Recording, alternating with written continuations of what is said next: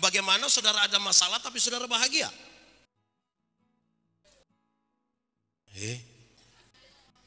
Saudara ada masalah tapi sekaligus bahagia. Caranya kadang-kadang kita rasa bahagia tapi kita tidak tanggung itu masalah. Kadang-kadang ada yang melupakan masalah, ada yang tidak bertanggung jawab terhadap masalah. Bahkan masalah di rumah juga dia lepas tangan.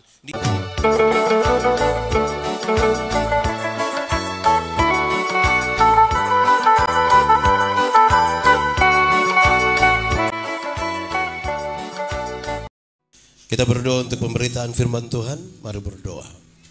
Ya Tuhan Allah, kami mohon kepadamu, kuatkanlah dan teguhkanlah iman kami. Sebab siapakah kami ini Tuhan? Kami orang-orang berdosa dan terbatas dalam segala sesuatu. Sungguh tidak mungkin bagi kami untuk mengerti firman-Mu, kecuali kalau Tuhan menolong kami. Oleh kuat kuasa Roh Kudus-Mu kami mohon hari ini kami dimampukan. Bukan saja untuk mengerti firman Tuhan, tapi lebih dari itu kami dimampukan menjadi pelaku-pelaku firman. Tuhan berkati setiap hati yang sungguh disiapkan untuk firman ini. Kami mohon Tuhan jauhkan semua penggoda pencobaan. Kadang-kadang penggoda itu ada di dalam kami, juga ada di sekitar kami. Supaya di dalam damai sejahtera-Mu kami belajar firman Tuhan. Terima kasih Tuhan. Kami rindu pada firman-Mu. Berfirmanlah bagi kami Tuhan. Di dalam nama Yesus, firman yang hidup itu, kami berdoa. Amin. Cek. Bapak Ibu Saudara-saudara, Shalom.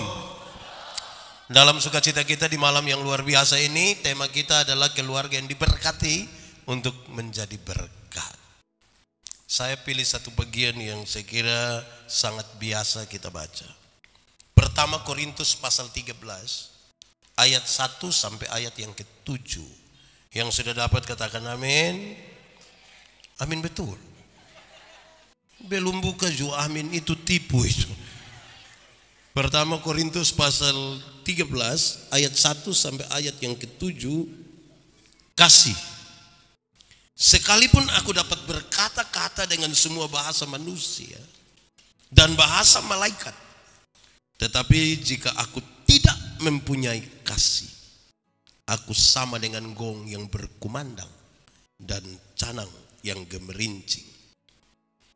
Sekalipun aku mempunyai karunia untuk bernubuat dan aku mengetahui segala rahasia dan memiliki seluruh pengetahuan, dan sekalipun aku memiliki iman yang sempurna untuk memindahkan gunung, tetapi jika aku tidak mempunyai kasih, aku sama sekali tidak berguna. Dan sekalipun aku membagi-bagikan segala sesuatu yang ada padaku, bahkan menyerahkan tubuhku untuk dibakar, tetapi jika aku tidak mempunyai kasih, sedikit pun tidak ada faedahnya bagiku. Kasih itu sabar. Kasih itu murah hati. Ia tidak cemburu. Ia tidak memegahkan diri dan tidak sombong. Ia tidak melakukan yang tidak sopan dan tidak mencari keuntungan sendiri. Ia tidak pemarah dan tidak menyimpan kesalahan orang lain. Ia tidak bersukacita karena ketidakadilan, tetapi bersukacita karena kebenaran. Ia menutupi segala sesuatu, percaya segala sesuatu, mengharapkan segala sesuatu, sabar menanggung segala sesuatu. Demikian firman Tuhan. Berbahagia setiap orang yang mendengar firman, memelihara dan melakukan dalam hidup setiap hari. Shalom. Kuat sedikit, shalom. Keluarga yang diberkati supaya jadi berkat, itu pasti keluarga bahagia toh? Amin kok. Saya mau tanya, saudara bahagia? Yakin saudara bahagia? Saya tanya, saudara ada masalah? Saya lihat ini muka masalah semua. Masalah ialah kesenjangan antara harapan dan kenyataan. Sekarang saudara kasih tahu saya, bagaimana saudara ada masalah tapi saudara bahagia?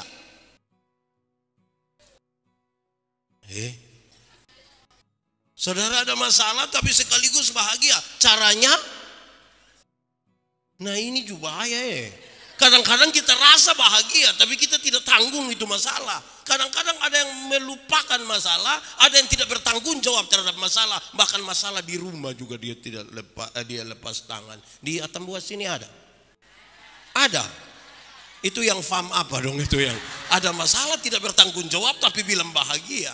Baik saudara-saudara, kalau kita belajar, saya omong ulang barang yang saudara tahu, kalau kita belajar dari Mazmur 128 dia kasih tahu, bahagia itu bukan karena saudara terlalu kaya. Apakah kan terlalu kaya saudara bahagia?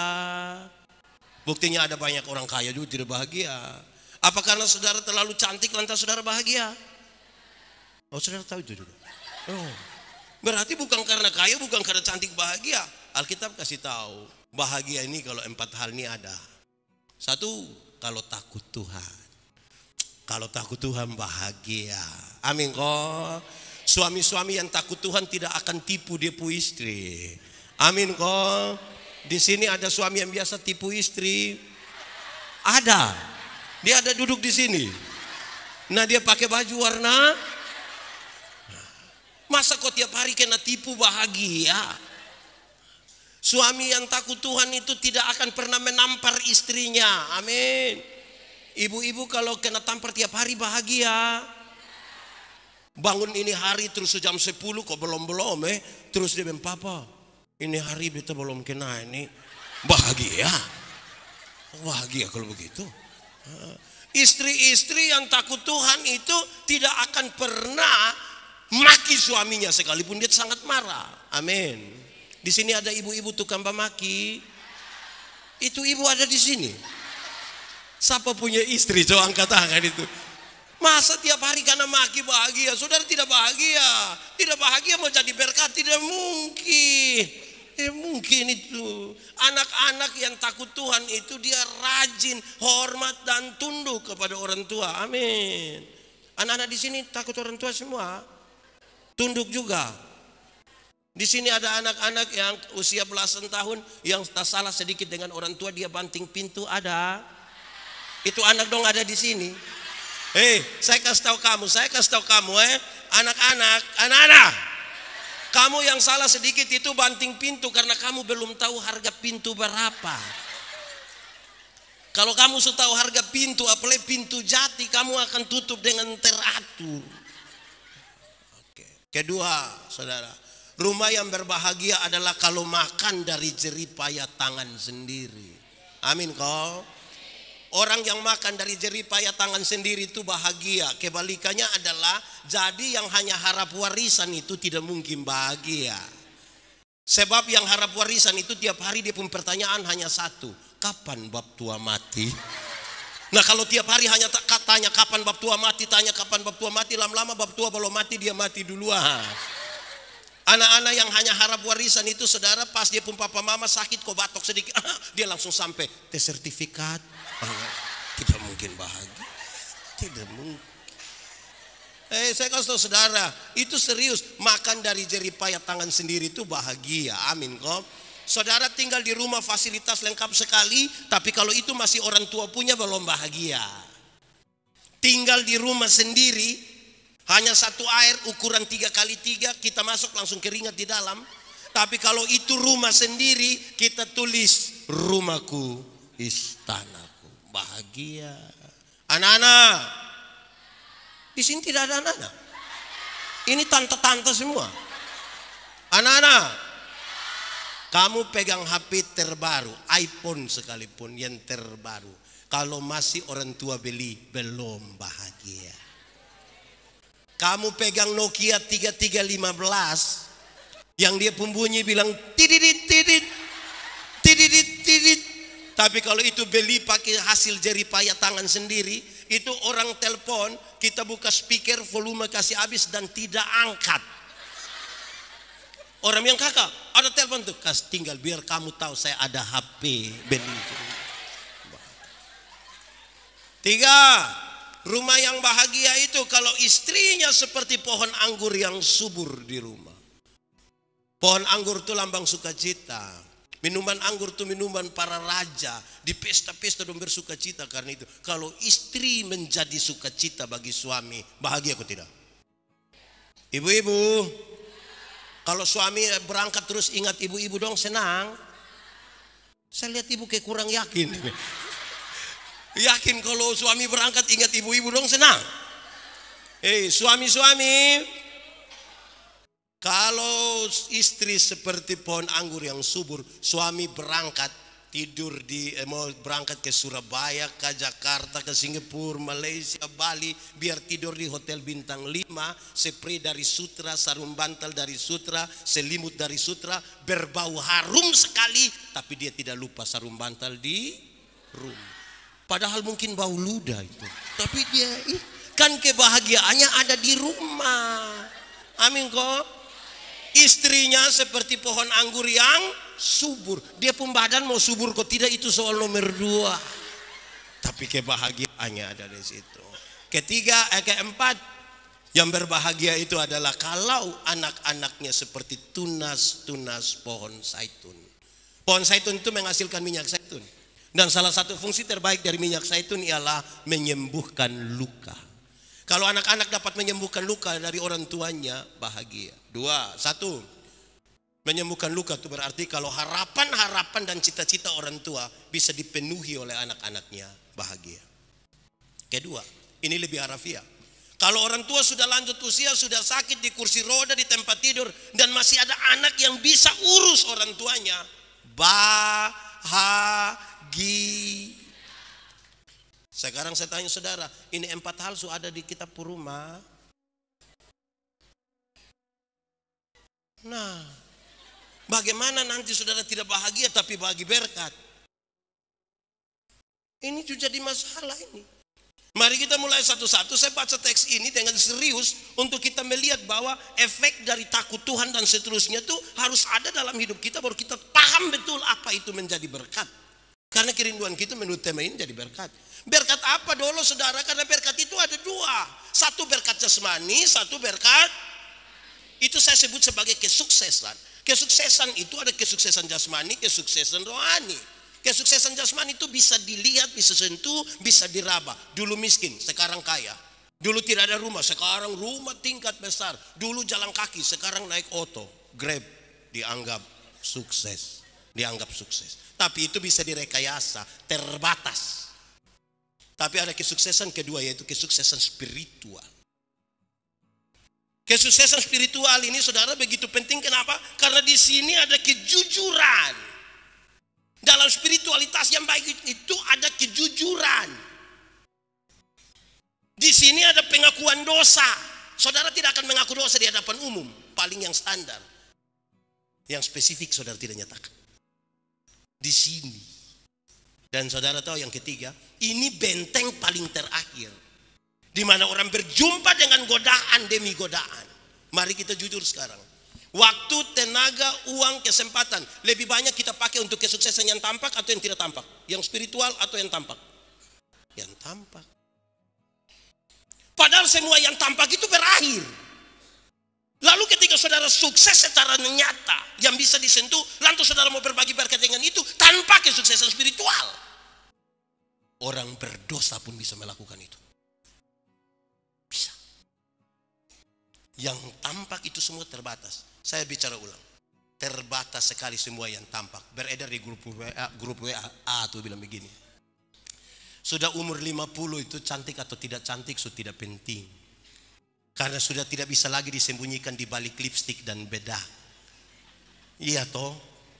Ibu-ibu dong jangan percaya kalau ada yang datang bilang, "Mama, umur berapa?" Terus mama kasih tahu, "Saya umur 50." Dia sengaja kaget bilang, "Hah? 50? Macam ke 35." Jangan percaya. Jangan percaya. Masa kok 35 sama dengan 50? Nah yang 15 di mana? Waktu kita umur 30 itu yang kita punya pipi dong ini ke kinclong. 50 tuh meleleh, Bapak, meleleh. Tidak bisa. Itu kita pun ini dong ini tidak kuat lagi, ke orang Kupang bilang kakalu gitu. Kalau kita jalan dengan kita pun teman, kita pun anak nona, terus ada yang tanya, "Mama, ini siapa?"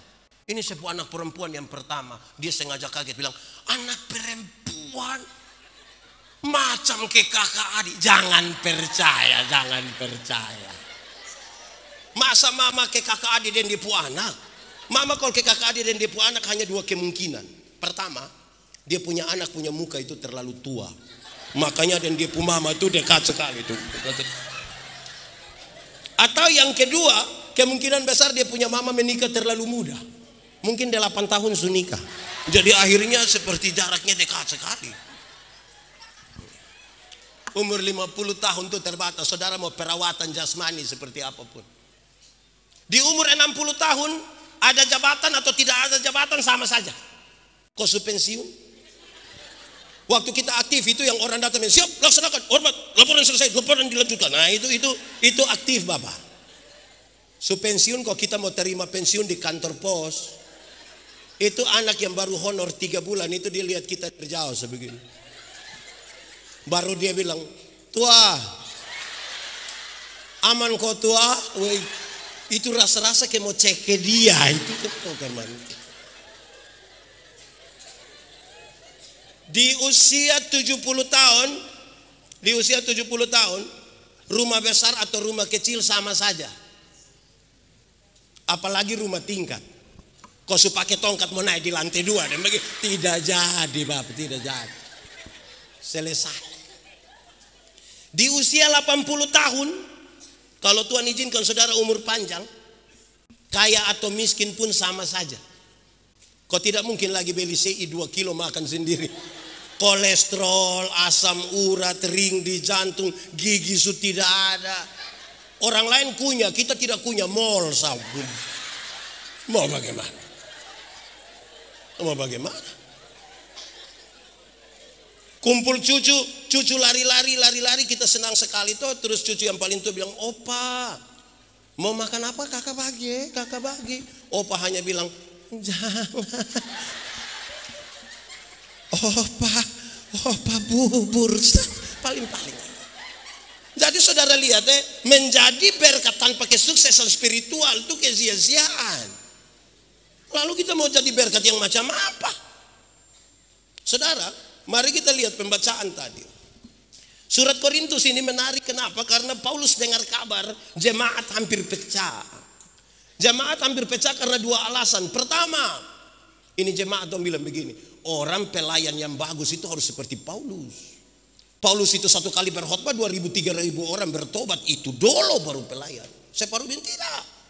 Pelayan yang bagus harus seperti Apolos. Karena Apolos itu seorang pengkhotbah yang luar biasa. Khotbah 5-6 jam orang tidak bosan. Itu dulu baru pelayan. Paulus dan Apolos dua-dua tidak tahu apa-apa. Jemaat sementara memetakan diri seolah-olah pendukung Paulus, separuh seolah-olah pendukung Apolos. Paulus bilang kamu seperti anak-anak saja yang hanya begitu. Di Polikarpus ini ada yang biasa pilih-pilih pendeta. Kok ada kok? Ada. Dia majelis kok jemaat atau majelis jemaat. Paulus bilang itu seperti anak-anak itu. Yang kedua, jemaat sementara sibuk untuk bertengkar karunia mana yang paling besar. Dong bertengkar sekali, karunia mana yang terbesar. Karunia Paulus bedakan dalam 2. Satu karunia motivasi. Karunia motivasi itu seperti menyanyi, berkhotbah, mendampingi, mengajar, itu karunia motivasi. Yang kedua karunia manifestasi, bicara dalam bahasa roh, sembuhkan orang sakit, menerjemahkan bahasa roh. Jemaat sibuk bertengkar soal mana yang paling hebat di situ. Paulus bilang kalau kamu tiap hari sibuk membanding-bandingkan karunia mana yang paling besar, kapan jadi berkat? Kapan? Lalu Paulus bilang kamu seperti anak yang baru lahir ini, hidup hanya banding-banding. Paulus bilang, hei kamu dengar, aku akan memberitahukan kepada kamu karunia yang paling utama. Dan dia sampaikan sekarang dalam pembacaan tadi. Karunia paling utama itu apa? Apa? Kuat sedikit. Lebih kuat. 3 ayat yang pertama menjelaskan dengan sangat baik. Hei, kamu punya karunia, kamu tahu semua bahasa. Bahasa manusia sekalipun bahasa malaikat kamu tahu semua. Tapi kalau kasih tidak ada pada kamu, kamu hanya seperti gong yang berbunyi. Tidak ada arti. Jangan bicara berkat di situ. Tidak ada arti. Kalau kasih tidak ada. Kenapa lihat saya? Ayat yang kedua dia kasih tahu, sekalipun kamu bisa bernubuat, kamu punya pengetahuan yang luar biasa, kamu punya iman yang sempurna, dapat memindahkan gunung ke laut, sujago itu. Tapi kalau kasih tidak ada, kamu tidak ada gunanya. Kamu tidak ada gunanya. Nah, kalau sudah tidak ada guna, dia pun berkat di mana? Ada berkat. Ketiga, dia sampaikan tambah. Sekalipun engkau membagi-bagikan semua yang ada padamu. Semua yang ada padamu. Dulu itu kalau orang bisa bagi 20% dalam hidupnya, dari dia berkat 20% saja, dia sudah masuk dalam kategori teramat baik 20%. Apalagi seluruh dia bagi. Dia koma di situ ditambahkan. Bahkan memberi diri untuk dibakar hidup-hidup. Tapi kalau kasih tidak ada, kamu tidak ada faedahnya sama sekali. Tidak ada. Nah, ini kalau kita begini macam baru tidak ada faedah ini, kita mau jadi apa? Kita rasa kita lagi menjadi berkat, padahal Alkitab bilang tidak ada faedah. Mari kita renungkan dan kita ukur sekarang. Ikut saya. Ini pengertian saudara sudah tahu, tapi saya mau kasih tahu ulang. Kasih ialah. Omong. Kasih ialah kebaikan. Tidak terpatahkan oleh apapun. Tidak akan berubah menjadi kebencian. Ulang-ulang. Kasih ialah kebaikan. Tidak terpatahkan oleh apapun. Tidak akan berubah menjadi kebencian. Oke, rujukannya jelas. Karena begitu besar kasih Allah akan dunia ini. Tuhan Allah mengasihi dunia. Amin. Apakah dunia mengasihi Tuhan Allah? Tidak kan? Lalu apakah karena dunia tidak mengasihi Tuhan, Tuhan berhenti mengasihi dunia? Apakah kemudian Tuhan membenci dunia? Saudara lihat, kasih tidak terpatahkan. Tidak terpatahkan. Sekarang kita mulai. Satu, ini ukuran ini. Supaya kita ukur-ukur ini sudah jadi berkat kobolong. Kalau tidak nanti kita jatuh pada dosa jemaat yang membanding-bandingkan saja tadi. Satu, dia bilang begini, kasih itu sabar. Kasih itu, saya mau tanya, kita di sini orang sabar semua? Ini sabar-sabar semua. Suami di sini sabar-sabar. Istri di sini sabar-sabar. Apa? Kan ini ukurannya. Kasih itu sabar. Sabar yang dicatatkan dalam Alkitab mengandung dua pengertian. Pertama, sabar terhadap sebuah keadaan. Sabar terhadap apa? Itu catatan menarik. Anak-anak, kalau ada nasihat, anak-anak hormatilah ayahmu dan ibumu. Pada saat orang tua telah memberikan seluruh fasilitas, baru nasihat ini datang bilang, anak-anak hormati orang tua. Gampang. Tapi konteks waktu itu tidak begitu. Anak perempuan dijual jadi pelacur, yang laki-laki jadi buruh, jadi budak. Hasilnya dia pun bapak yang pakai. Dalam kondisi yang seperti itu nasihatin datang, anak-anak hormatilah ayahmu dan ibumu. Bisa sabar. Kalau saudara tidak punya kesuksesan spiritual yang bagus, tidak bisa. Karena itu butuh ini. Sabar terhadap sebuah keadaan. Tapi yang kedua, sabar terhadap orang lain. Sabar terhadap Oke, kan ini kita bicara tentang keluarga yang diberkati. Saya mau tanya, istri-istri dong sabar terhadap suami. Kok bilang keluarga diberkati? Istri-istri sabar, suami kok sabar? Suami-suami sabar terhadap istri. Luar biasa Saudara, ini sebuah proses terus menerus saudara. Karena menikah itu pelajaran yang tidak pernah ada akhirnya. Jadi kalau seorang istri atau seorang suami pernah bilang, istrinya bilang, saya baru tahu lu, itu selesai. Kita ternyata hanya sekedar tinggal bersama, kita sudah tidak lagi menikah. Hanya kan mau cerai kan tidak bisa. Kok ini orang gereja mau cerai ke mana? Sudah terpaksa kita beli pakaian seragam kok. Pi pesta na jalan sama-sama. Datang sengaja terlambat angkat-angkat tangan begini supaya orang. Pencitraan itu namanya. Sabar. Dalam sabar itu ada proses. Untuk dapat berkat-berkat itu kan butuh proses toh. Amin. Dalam proses spiritualitas yang bagus itu tidak pakai tipu di situ, tidak pakai. Jangan sampai dia ame pertalite yang harga itu hari jual pakai harga sekarang baru dia bilang saya sangat diberkati. Tipu. Jadi harus jujur terhadap sebuah keadaan dalam kesabaran itu. Banyak orang tidak mau sabar. Saya waktu di anugerah saya kasih tahu, saudara-saudara, dulu itu di dunia ada satu binatang yang dia punya nama ayam. Apa? Itu ayam itu hanya dibedakan dalam ayam jantan dan ayam. Hanya ayam jantan, ayam betina. Tiba-tiba muncul ayam potong. Tiba-tiba muncul ayam. Akhirnya itu ayam yang tadinya hanya ayam, sekarang dia jadi ayam kampung. Karena sudah ada ayam. Akhirnya bikin kita yang pusing. Apakah ini ayam kampung yang dipotong atau ayam potong yang di kampung? Kita juga pusing sekali. Apa bedanya? Apa bedanya? Saya mau tanya saudara. Ada yang ada ayam kampung di rumah? Betul-betul ada? Memang ada? Bagi dong. Ayam kampung itu kita pelihara 6 bulan masih kecil. Tapi dia pun daging enak kok tidak? Kalau dijual mahal kok tidak? Kalau dia betina bertelur kok tidak? Ya karena dia tahu proses, bersabar, bertahan. Tapi coba lihat ayam, tahu juga. Itu ayam potong itu kita baru pelihara 1 bulan saja mata sebesar begini. Itu kalau lihat pakai kaca pembesar. Kalau lihat langsung juga dia kecil begini. Tapi itu ayam, ibu-ibu pulang dari pasar ikat salah di motor dia kaki patah. Anak-anak dong pakai kanal pot racing gas di samping kandang, besok itu ayam mati. Ayam tidak tahu kesabaran itu. Ayam tidak tahu proses itu. Nah, bagaimana bisa bertahan? Makanya menikah itu butuh bersabar. Amin. Yang muda-muda, anak muda, jangan buru-buru menikah. Masih muda bikin ke tante-tante.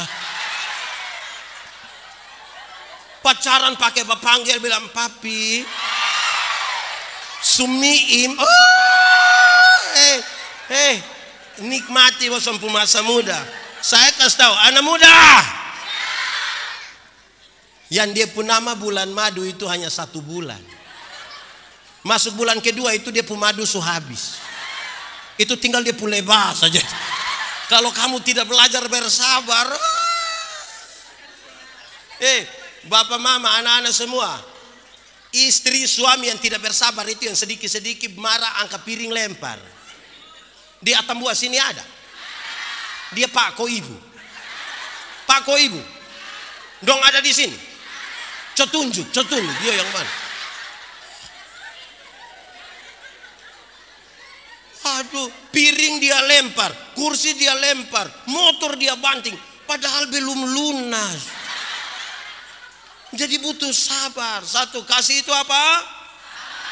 Itu ukuran supaya kita tahu mau jadi berkat yang betul. Jangan sampai kumpul ame super midi 2 dos pi bagi di kampung sana baru foto baru tulis indahnya berbagi.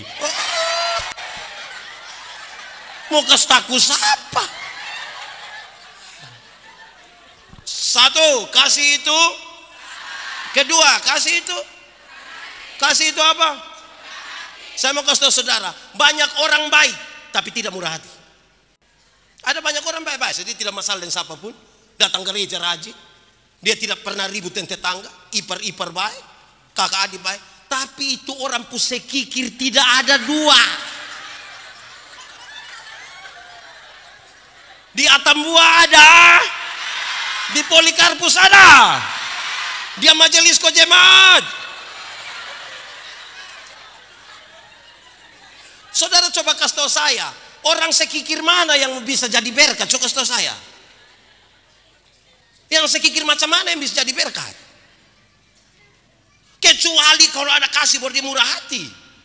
Kita nih kadang-kadang berbuat kasih itu yang paling baik murah hati itu kalau pas Natal. Natal ini nanti panggil amin, nenek tua satu lewat mau pi pasar, nenek. Mari. Nenek pi mana? Pasar buat apa? Jual ini pepaya. Sudah nenek sini, nenek sini. Nenek minum apa? Nenek bilang apa sah. Jadi sudah nenek ngomong teh, kopi, bir atau wine. Nenek ngomong saya tidak ada masalah, tidak ada masalah. Terus nenek bilang sudah saya wine saja, saya wine. Kasih keluar wine, nenek minum habis 2 botol. Terus kita keluar, kita bilang nenek ini bayar nenek punya pepaya ini hari baik, jadi ada beras sedikit, gula, susu, minyak goreng. Nenek tinggal di mana? Nenek tinggal di mana? Dia kasih tahu di mana dia. Di Tenuk. Terus kita tanya, nenek nanti pulang deng? Saya jalan kaki. Jangan jalan kaki. Kalau di Kupang dia bilang Grab. Nenek pulang pakai Grab. 3 hari kemudian itu nenek datang kembali. Bapak yang lihat terus bapak bilang mama, iya mama. Oh kenapa? Lupa nenek sudah datang lagi. Memang itu nenek itu suka cari masalah ke kita. Kalau tidak sabar kita bisa cek itu nenek. Makanya dia mulai kasih itu dalam kesabaran itu kita bermurah. Dalam konteks rumah tangga kadang-kadang kita suami istri tapi kita pilih-pilih. Kalau yang datang itu suami punya keluarga dari kampung sampai Selom, masuk duduk teh, sudah 2 jam begitu baru dia keluar ambil marungga baru dia rebus, dia bilang sudah teh ini makanan sehat. Itu kalau suami punya. Tapi kalau dia punya keluarga yang datang baru Selom di muka pintu itu ayam langsung menderita di belakang. Nah, di Atambua ini ada begitu kok tidak? Itu di keluarga yang mana dong? Itu yang faham apa dong? Itu yang pilih-pilih sekali. Kalau kumpul keluarga dia pun keluarga itu dia pun semangat itu. Tapi kalau di kita punya itu dia sudah papi sapi. Kasta bilang mama kenapa kok? Di Atambua sini ada kok. Itu ibu-ibu dong ada di sini. Nah dia pakai baju warna apa? Biru. Ini mulai batudu. Domba cari yang biru di mana? Kasih murah hati bapak. Sedua lagi 13. Bisa sabar? Tapi saya juga hati-hati. Kan saya punya istri selalu bilang papa pikir papa khotbah bagus. Saya bilang mama orang undang saya satu Indonesia ini luar negeri undang. Mama bilang cek orang ikut papa khotbah. Jangan sampai 2 bulan cerita bilang rugi. Lu rugi tidak dengar pendeta yang di khotbah. Kok? Iya. Dia bilang apa? Tahu? Pokoknya kita ketawa kita sih. Bang tua khotbah. Tapi dia tahu tidak tidak salah. Supaya saya pulang saya kasih tahu ibu pendeta ngomong halo baik. 1 kasih itu. 2 kasih itu. 3 kasih itu. Tidak. Bapak-bapak dong di sini aman. Kok saudara kita tidak yakin bab tua ini. Mama-mama dong cemburu kok tidak. Suara sedikit. Apalagi kalau papa pernah buat salah itu bab tua. Kok biasa papa pulang jam 12. Sekarang jam 12 lewat 1. Kok kenapa bab tua belum pulang? Pas bapak pun sampai bapak Selom. HP. Itu bapak tua tertekan. Tapi ibu-ibu di sini tidak cemburu kok. Mantap. memang sekarang ini yang bikin kacau kita ini grup-grup alumni ini. Yang alumni SMP lah, alumni SMA lah, alumni universitas mana, fakultas mana. Sekarang yang TK dong juga ada alumni. Tiap hari mau reuni saja. Makanya setiap kali mama pipor sampai bapak nanti WA. Tidur di situ. Apa yang terlalu? Jadi, hati-hati dengan kecemburuan. No. Coba orang mama ada sementara cemburu, baru bapak datang ke sebelah mama. Kita punya beban dan doa untuk orang-orang di sana. Mari kita berbagi. Bagi-bagi apa? Saudara mau diberkati dalam kecemburuan? Nah, tidak bisa. Cemburu satu itu cinta. Cemburu yang kedua cemburu soal orang lain. Orang lain bisa bikin begitu, dia tidak bisa tuh. Tiap hari hanya omong orang pun jelek saja. Kok kenapa tidak urus lupu diri pi omong orang? Dia Tambua sini ada. Yang jalan pi mana hanya omong orang ada. Yang orang lain yang beli motor dia yang tidak tidur di rumah itu ada. Pi cek dulu, cek apa? Tahu dong kredit kok cash. Orang urusan. Kenapa kita pusing? Saudara tidak usah paksa diri tuh. Kita ini kadang-kadang terlalu sibuk dengan orang sampai lupa sibuk dengan diri sendiri. Orang lain tuh dapat berkat, tapi kita juga ada berkat. Itu orang ada masalah, kita juga ada masalah. Terlalu batas sibuk deh orang punya. Kenapa? Orang yang beli apa-apa dia bukan dukung atau bilang sudah tidak usah omong ke orang. Dia bilang tidak tahu koperasi mana lah. Kok orang urusan dengan koperasi? Kan pasti dia sudah dengan koperasi dulu toh. Kok hidup hanya dalam cemburu begini nih? Orang cemburu pasti iri hati saudara. Pasti. Orang lain yang dia punya kok kenapa kita yang pusing? Iri hati ialah lebih baik saya rugi. Asal Anda rugi lebih banyak daripada saya untung, tapi Anda untung lebih banyak. Saya pakai contoh salah. Ada dua orang tukang iri hati dan dua berdoa kepada Tuhan. Karena Tuhan tahu orang dua tukang iri hati, Tuhan utus malaikat datang. Malaikat urus dorang. Malaikat datang bilang, karena kamu dua biasa iri hati, maka Tuhan bilang satu saja yang minta, yang satu tidak usah minta.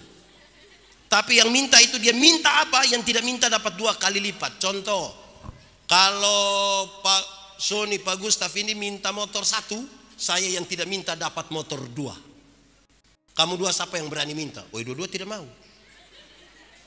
Sudah, tarik undian, tarik lot.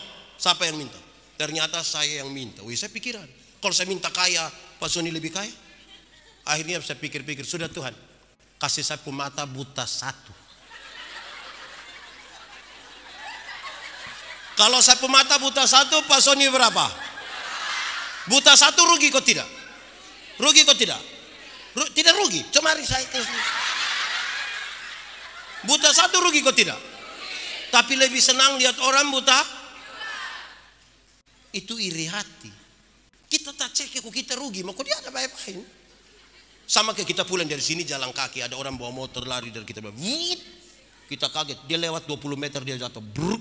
Kita bilang apa? Mampus. Picek begini teh kita pun bapak yang jatuh.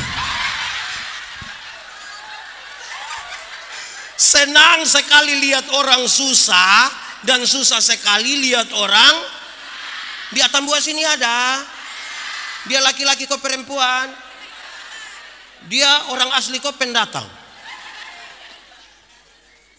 Orang iri hati itu kalau don tinggal sama-sama saudara, badekat. Bate tangga, apalagi ke don di asrama kok di kos-kosan. Sebelah tumis sayur, dia kasih panas minyak, taruh bawang kan bunyi. Itu di sebelah juga tidak mau kalah. Dia bilang anak-anak kasih panas minyak, kasih. Minyak su panas, anak-anak kasih tahu, mama bawang tidak ada. Sudah terakhir sudah lu percik-percik air juga tidak apa-apa, yang penting dia bunyi begini. Nah kalau hidup dalam kecemburuan model begini mau selamat, mau jadi berkat. 3. 1 kasih itu, 2 kasih itu, 3 kasih itu, 4 kasih itu. Apa? Kasih itu apa? Oke, kasih itu jangan tambah deh sombong, itu lain-lain. Mau cepat-cepat. Kasih itu tidak memegahkan diri. Saya mau kasih saudara teorinya. Ini teks mengarahkan orang untuk sadar kasih yang besar itu membuat orang seperti tidak layak. Dia merasa tidak layak. Bapak-bapak sumbang 20 juta untuk ini barang. Dia bilang, jangan bicara bilangan, kan kita punya keselamatan yang Tuhan kasih harganya terlalu besar. Jangan omong itu. Justru saya kasih saya rasa tidak layak. Aduh. Tapi hati-hati, itu tipis dan kesombongan juga. Hati-hati supaya jangan sampai kita memberi dalam kesombongan. Tadi bukan sombong, apa lagi? Memegahkan diri. Barang siapa mau mengikut aku, menyangkal dirinya, memikul salibnya mengikut aku. Saya tidak mau yang dua pertama, menyangkal diri. Dia bilang, bukan saya, tapi Tuhan. Siapa yang bangun ini gedung Polikarpus ini? Dia bilang, maaf, bukan saya, tapi Tuhan. Padahal dia yang kasih semua. Bukan saya Tuhan. Bayangkan kalau kita tanya, Bapak siapa yang bangun Polikarpus? Dia bilang, bukan saya. Coba cek. Cek. Bosan periksa itu hari kalau bukan ini. Makan puji semua gitu. Di atas buah sini ada yang begitu. Ada kosan deh. Mana baik sudah. Kasih itu tidak memegahkan diri, tapi dia menempatkan diri tidak layak untuk itu, tidak layak. Saya siapa ini? Bagaya kita kira gitu jatuh turun dari langit. Kita bukan siapa-siapa. Seberapa? Berarti lebar apa? 11. Tidak apa-apa. 1 tahun data hot masuk kali di sini. Oke, 4. 1 kasih itu. 2 kasih itu. 3 kasih itu. 4 kasih itu. 5 kasih itu. Tidak sombong. Orang sombong itu saudara-saudara, dia memberi bukan karena Tuhan, dia memberi karena dia pun diri. Kasih barang 250 untuk pembangunan, 1 barang dia suruh baca di mimbar kecil. Terima kasih kepada keluarga Manobe yang telah menyumbangkan 250.000 rupiah untuk pembangunan. Juga keluarga Manobe bangun, kau bilang terima kasih. Terima kasih. Hai. Apa yang terlalu? Tambah gaya. Orang sombong itu sulit hidup dalam persekutuan karena dia cenderung cerita tinggi. Saya punya cerita satu yang saudara sudah saya cerita ulang ya. Ada 3 orang yang dong sombong tukang cerita tinggi tapi sama-sama tukang pancing ikan. Dorang 3 duduk sama-sama terus dorang 3 cerita. Yang satu bilang, kawan, kalau kita pancing di sana itu kita baru buang 1 mata kail, 3-4 ekor ikan datang sekaligus, 3-4. Yang satu bilang, itu kurang kawan, itu kurang. Dia bilang, kurang bagaimana? Kurang. Kalau kita pancing di sana, kita baru buang 1 mata kail, yang 3-4 ekor ikan itu bahwa memang dia punya istri anak. Yang satu bilang, kamu 2 pun kurang, kamu 2 pun kurang, kamu pun kurang. Kurang bagaimana? Kalau kita pancing di sana, itu kita belum buang mata kail, kita belum buang. Itu ikan-ikan suka keluar bilang, om, pancing kami dulu. Saudara bayangkan kalau 3 orang ini, kita kumpul dong di satu tempat. Coba kumpul ame dong di satu tempat. Kasih tengah barang 2 minggu. Kita pulang datang dan sudah bunuh habis. Kesombongan yang ada. Ambil pisang 1, tambah 50. Kalau dari hati yang tidak sombong, tidak soal saya bicara tentang kesombongan 1 juta tidak mau kalah, papa tambah 100. Itu satu bilang tambah 1000. Berarti 101 toh. Dia puisi tambah jamu kalah bapak tambah. Akhirnya kelihatan memberi toh. Dari kesombongan.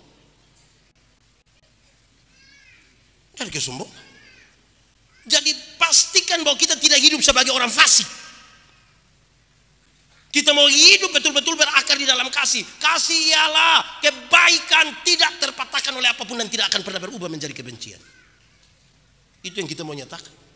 Karena Tuhan ajar kita begitu. Supaya jangan ada orang yang begini, Pak Soni, saya terlalu hormat Pak, tapi setelah saya top up sifat asli begini, maaf. Itu bukan kasih, egois. Kalau kamu hanya bisa mengisi orang yang berbuat baik kepadamu, apakah jasamu? Karena orang berdosa pun melakukan hal yang sama. Supaya kita periksa kita pun diri, jangan sampai kita pikir kita betul. Firman Tuhan itu terlalu baik untuk menolong kita berefleksi. Tidak akan ada orang selesai dengan firman. Tidak akan, kan tiap-tiap hari kita diajar. 5. 1 tadi kasih itu. Kasih itu. Kasih itu. Kasih itu. 5 kasih itu. 6 kasih itu. Apa? Kasih itu tidak melakukan yang tidak sopan. Anak-anak ini harus belajar menghargai orang tua. Sekarang kita pun pergumulan dalam keluarga itu kata ini terima kasih, maaf, tolong, permisi. Ini anak dan dulu orang tua juga pangku kaki bertaruh headset dia sama kayak berlari di rumah sakit itu. Selang infus masih melekat di sini dulu. Lakukan sopan. Oh, mende orang tua tahu kita siapa. Mau pintar karena manapun dia tahu dia siapa. Jangan sampai kita pikir kita sudah lalu. Jangan. Kasih tidak melakukan yang tidak sopan. Suami kasih tahu istri dong, mama pakai pakaian sopan. Pakaian pi gereja dan pakaian pi pasar beda. Kasih tahu. Mau kasih takut siapa yang kita pembetis dong. Pakai pakaian baik-baik. Mama kalau pakai telur mini, papa kasih tahu, mama ganti. Papa tidak suka mama pakai begitu. Itu besok mama sengaja pakai ulang. Biar bapak togor mama. Kan begitu, mantap. Saya pun video satu beredar luas ketika saya berbicara tentang pakai pakaian sopan-sopan datang gereja. Saya tanya, boleh pakai pakaian mini-mini datang ke gereja kok tidak? Dia bilang, boleh. Kenapa boleh? Karena Tuhan melihat hati, bukan melihat pakaian. Saya bilang, iya. Tuhan melihat hati, tidak lihat pakaian. Tapi saya pendeta ini lihat pakaian, bukan lihat hati. Nah, lu kira lu sendiri dengan Tuhan? Atau mau pi Tuhan sekarang? Saudara dong pakai begitu di situ, itu kita yang di muka kita pikiran. Kita lihat justru salah. Tidak lihat.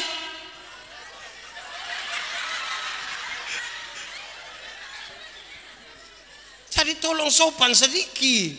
Nah, kira-kira saudara bayangkan kita pergumulan ini banyak. Karena itu saudara, saya kira ini serius. Kadang-kadang kita ini juga pakai celana legging dong datang gereja sini. Ini karet dong suruh lemah lagi. Benang separuh juga sudah buka buang. Bikin pakai sopan-sopan. Saya kenapa aku pakai begini? Kenapa coba? Kok mau kasih takut siapa yang kita?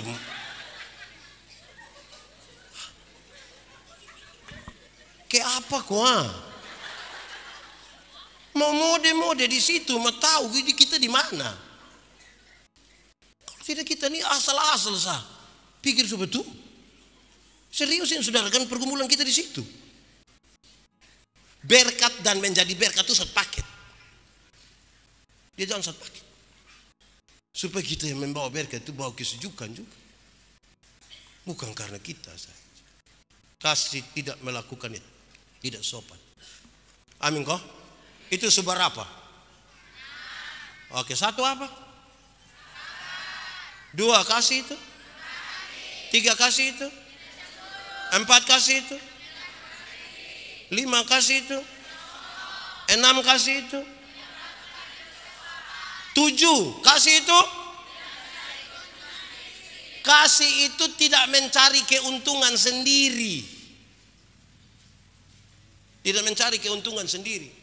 Saudara-saudara, saya urus banyak sekali urusan di mana orang-orang itu seolah-olah melakukan kasih tapi mencari keuntungan. Datang ke foto amin anak dong yang kemomos hidung dong begini, pi foto dapat 100 juta 50 terus 50 di dia. Nah, kasih apa? Jangan Jangan cari keuntungan. Jangan sampai kita bikin proyek di dalam yang kita sebut sebagai kasih dan menjadi berkat. Karena ketika Tuhan mengasihi kita itu, dia betul-betul total. Bahwa nanti kalau kemudian kita dapat sesuatu dari situ soal lain. Tapi jangan bikin sebuah proses sengaja supaya kita menarik keuntungan sebesar-besarnya di situ. Kasih tidak mencari keuntungan sendiri. Tidak. Supaya kita berbagi itu berbagi dari hati yang tulus. Berbagi betul dari hati yang tulus. Godaan ini besar saudara. Bukan main-main. Kalau uang masih kecil gampang Bapak. Uang mulai besarin kita juga pikiran juga. Di dunia sekarang semua mahal habis. Kita pun banyak barang ini mahal. Uang banyak ini kita juga pikiran. Jadi jaga Bapak supaya kasih itu tidak mencari keuntungan sendiri. Hati-hati. Karena iblis sekarang ini saudara sudah dia pakai dua cara. Satu dia bisa takut kita wah. Tapi yang kedua dia dengan proses yang lebih mantap. Dia goda kita dari hal-hal yang tadi itu. Uang segala macam. Jadi jaga Bapak supaya kalau mau jadi berkat diberkati itu ya begitu sudah. Tidak mencari keuntungan di situ. Kalau tidak dia pun nama proyek. Seberapa? Berarti lai berapa? Woi, matematika berat ini. Oke, 1 kasih itu, 2 kasih itu, 3 kasih itu, 4 kasih itu, 5, 6, 7, 8. Apa? Itu. Saya mau tanya saudara, marah boleh kok tidak? Marah boleh kok tidak? Boleh. Koma. Tapi marah itu proporsional. Ayub itu luka-luka dari ujung kaki sampai ujung kepala. Dia pun istri datang bilang dia, kalau kita baca Ayub 2 ayat 9-10. Papa masih percaya kepada Tuhan. Kutukilah dia dan matilah. Ayub bilang dia pun istri begini. Engkau bicara seperti perempuan gila. Apa yang kau mau terima yang baik dari Tuhan? Yang tidak baik yang kau tidak mau terima. Tapi ayat 10 tutup dengan kalimat ini. Dalam kesemuanya itu Ayub tidak berbuat dosa dengan mulut.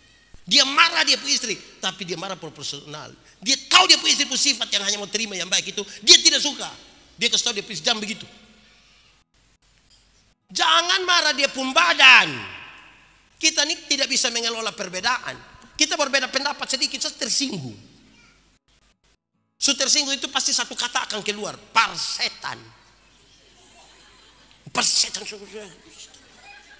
Pernah dengar itu kata persetan? Atau sendiri omong? Persetan itu terdiri dari 2 suku kata. Par yang artinya teman baik, teman akrab, bestie. Dan setan yang artinya setan, nitu, wango. Jadi persetan berarti bakawan deng. Makanya lebih baik par Tuhan. Saudara, saya mau kasih saudara gini. Kadang-kadang kita marah ini tidak proporsional. Untuk menegur kesalahanmu aku tidak harus menjadi musuhmu, kata firman. Jadi kalau saya lihat saya pun teman satu pemalas, saya bilang kakak, kita diobakan, saya kasih tahu kakak pemalas, saya tidak suka. Jangan sampai yang pemalas itu datang juga dia bilang selom bapak bilang, saya tidak suka lu lihat lu pelupi mana kok. Saya paling lihat orang pemalas. Itu marah dia badan. Ya tuh, kadang-kadang kita bawa dia pusuku. Yang pemalas itu datang dia bilang, selom bapak, orang mana? Saya soe bapak, dia kamu soe itu begitu semua. Kenapa satu soe begitu, kami soe semua? Kenapa? Nah, tolong kau jaga kita pemulut dulu, kau jangan lalu. Satu orang timur bodoh, rame-rame, dasar timur kau. Hai, satu orang ini. Satu orang rote omong taputar, kita bilang otak. Kalau ketemu orang rote yang ular di hutan bunuh mana? Itu saudara yang ngomong, saya hanya tanya, saya tidak. Kalau jam 12 siang ada laki-laki dewasa jalan bawa ayam jantan satu, dia orang mana? Langsung tahu. Ibu ini Jangan langsung begitu. Hai, mulut ini dan pikiran itu tolong dikendalikan. Kalau tidak, kita nih omong suka-suka sah. Oke, seberapa? Tinggal 3. Ini yang belajar dari rumah puas ini. Oke, kasih itu 1, 2, 3, 4, 5, 6, 7, 8, 9, 10, 9. Kasih itu tidak menyimpan kesalahan orang lain. Saudara, saya mau kasih tahu saudara, semakin banyak orang yang kita ketemu, makin banyak orang yang bikin sesuatu tidak pas yang kita mau. Kalau kita punya hati tidak luas untuk bisa mengampuni, kita manusia yang paling tertekan di dunia. Ya, kenapa? Karena siapa yang pun tugas tiap hari mau kasih puas kita pu hidup. Kita di rumah yang istri 1, anak 3 saja, 1 ada batai. Itu di rumah sah. Apalagi keluar datang di RT, RW, jemaat. Siapa yang tiap hari mau kasih puas kita? Coba saya. Saudara, ibu-ibu orang Yahudi itu malam kalau mau tidur sambil pukul dompu anak pumpadom yang begini. Ke dalam tanganmu kuserahkan nyawaku. Dia mau kasih tahu ya, ini yang disempurnakan oleh Tuhan Yesus ketika dia di Kalvari. Saudara tidak boleh tidur dengan amarah di hati. Selesaikan semua bertidur. Jangan bawa amarahmu sampai selesaikan dulu bertidur. Karena siapa tahu matahari pagi terbit kita sudah tidak ada lagi. Ini matahari sudah terbenam berulang-ulang, tetap marah. Di Atambua ada begitu? Kakak adik ada? Antar majelis? Ada juga. Tapi saudara mau jadi berkat. Nah, selesaikan. Malam waktu tidur, saya mau kasih saudara, malam waktu tidur, ini yang belum nikah jangan renungkan ya. Yang belum nikah tidak boleh renungkan. Kamu anggap lalu saja. Malam waktu tidur suami akan menyentuh istrinya. Istri akan menyentuh suaminya dalam hubungan yang Tuhan Allah berkati. Sekarang coba kasih tahu saya, bagaimana suami istri bisa menikmati hubungan suami istri yang Tuhan berkati itu tanpa pengampun? Coba kasih tahu saya. Bagaimana saudara menikmati itu kehidupan suami istri, hubungan suami istri, padahal tadi siang saudara bertipu dia. Tadi siang saudara bermaki dia. Tadi siang saudara bertampar dia. Menikmati. Pernah rasa kok tidak suatu saat kita baru mau sentuh mam tua begini, mam tua, kok ada panas begini?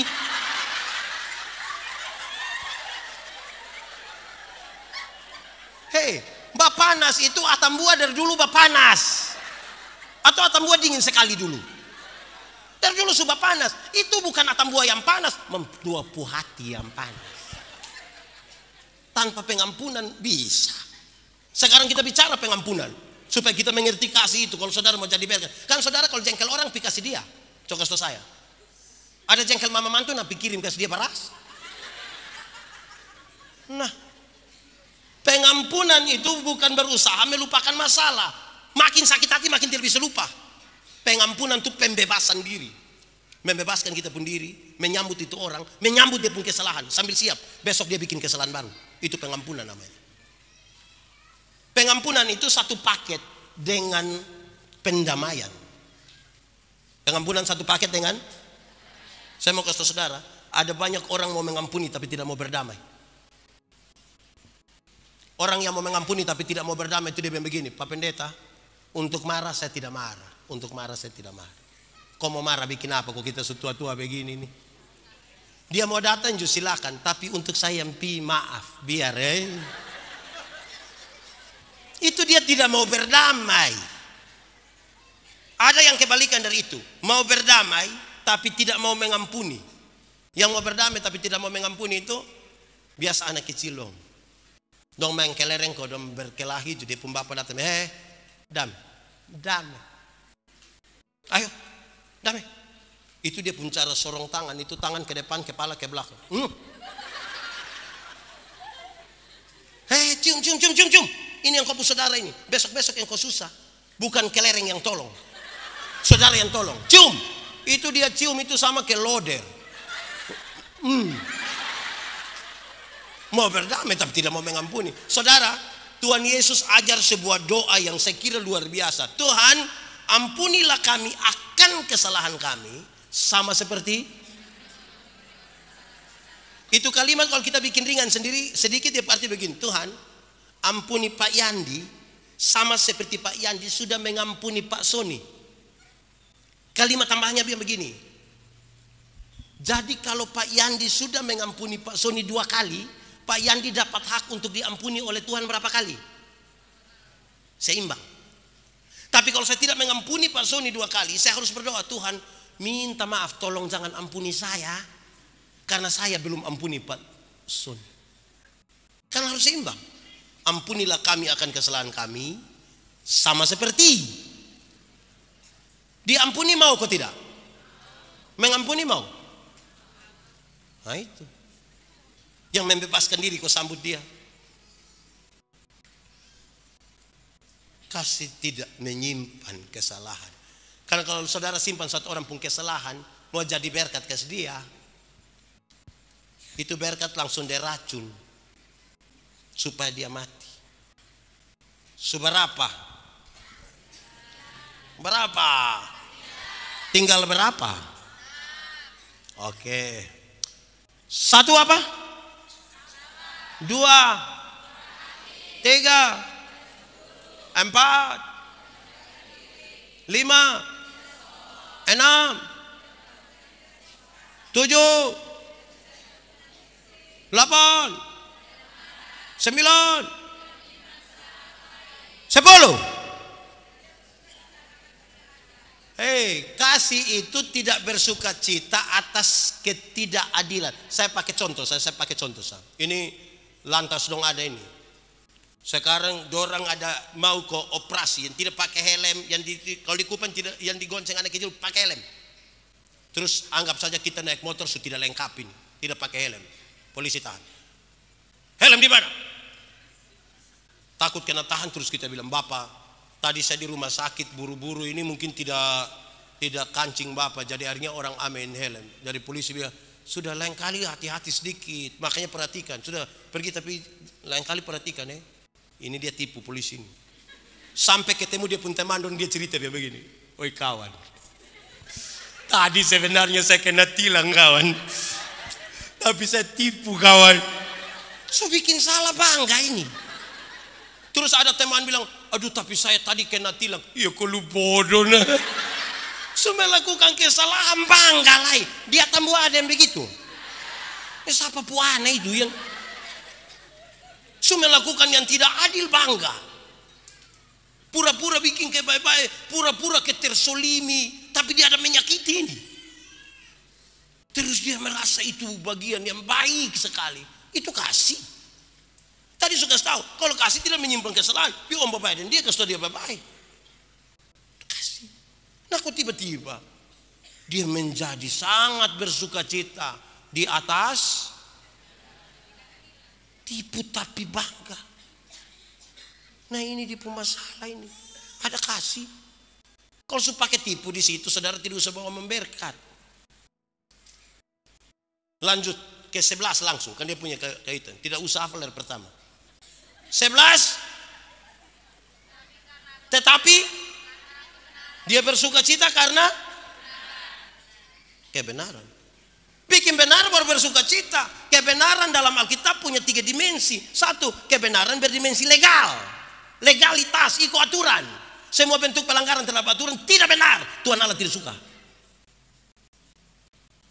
Yang kedua, kebenaran berdimensi moral. Moralitas. Moralitas itu di dalamnya ada integritas. Kesatuan antara pikiran, perkataan, dan perbuatan. Jangan pikir lain, omong lain, bikin lain. Hasilnya kelainan. Dia harus satu. Ketiga, kebenaran itu berdimensi sosialitas. Kepekaan untuk turut mengambil bagian dalam penderitaan orang lain. Itu kebenaran. PK sedikit dia orang. Beli tape satu seputar sampai jam 3 pagi. Orang datang kasih tahu bilang, Om, kasih kecil tape sedikit bisa kok. Kenapa? Ada bayi satu sakit di sebelah. Kasih tahu itu bayi. Dia ada tambah 2.000 di sepu tape. Nah, putar lagu rohani ini. Karena mana? PK. Butuh kepekaan terhadap orang lain. 11 toh. 1. Saudara tidak tulus itu. 1, kasih itu. 2, 3, 4, 5, 6, 7, 8, 9, 10, 11. Nah, 12. Kasih itu menutupi segala sesuatu. Kasih orang jampi cerita-cerita. Kalau ada istri pun kekurangan, tidak usah kasih tahu orang, kawan seakrab manapun, jangan kasih tahu istri pun kekurangan. Suami pun kekurangan, jangan muat di Facebook. Foto dia pun suami kasih tanya, kenalin om kok. Hai. Orang kalau ada kasih itu menutupi. Bukan kompromi menutupi. Salah ya salah tapi menutupi. Tidak, kalau tidak harus jadi konsumsi publik tidak usah toh. Ini istri suami bikin salah dia foto kasih di Facebook omong-omong, itu orang pun komentar hanya 2. 1 dia akan bilang begini, kenapa lai sai? Terus yang 1 dia akan komentar bilang begini, saya pun suami yang begitu ikat batu di leher buan di laut. Wih, bayangkan kalau orang begitu ini. Jadi kasih menutupi. Saudara memberi bahkan sampai memberi tubuh dibakar sekalipun, tutup saja biar ini doyan. Son usah kita, tidak usah kita lah. Mau kasih takut siapa? Biar kok dia berjalan. Kasih itu begitu. Mama dong ini kan tidak pernah hitung-hitung pemberian terhadap anak toh. Anak dong yang berhitung. Tagal mama sakit don jaga 2 hari dia bilang, mama dong tidak ada anak lain, hanya saya sah. Di Atambua sini ada mama. Itu anak dong di sini kok mama. Witan dong setelah tadi ikut dia pu bapak kok dia pu mama. Baru jaga mama 2 hari omong. Coba tarik orang tua lepas buang kita. Orang tua saya tidak cerita bagaimana dulu kita kecil dan besarkan kita. Ini babi itu, tahu babi? Itu babi itu yang betina beranak habis itu tidak ada yang ngajar, Itu yang babi anak langsung bisa menetes sendiri. Tidak ada yang ngajar. Atau di sini ada yang ajar babi begini kalau tidak ada. Dia bisa sendiri. Sapi juga begitu, betul kok tidak? Lebih-lebih lagi ini kura-kura itu, apa penyu itu, kea itu. Itu dia mau bertelur, dia datang gali pasir di pantai, dia bertelur habis dia tutup, dia bangun jalan. Musim menetas. Tidak ada yang ajar ini anak kea ini gali ke atas begini jalan menuju. Tidak ada yang ajar. Tapi coba orang tua, coba anak-anak. Coba mama dong melahirkan habis anak baru mama bilang da ade.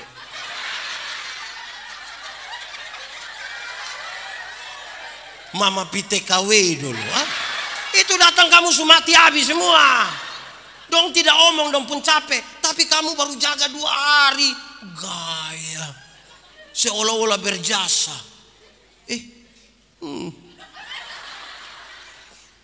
Kasih menutupi.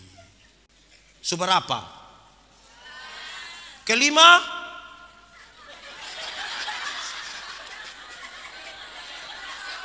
Apa? Pertama 7. Iya toh 7 11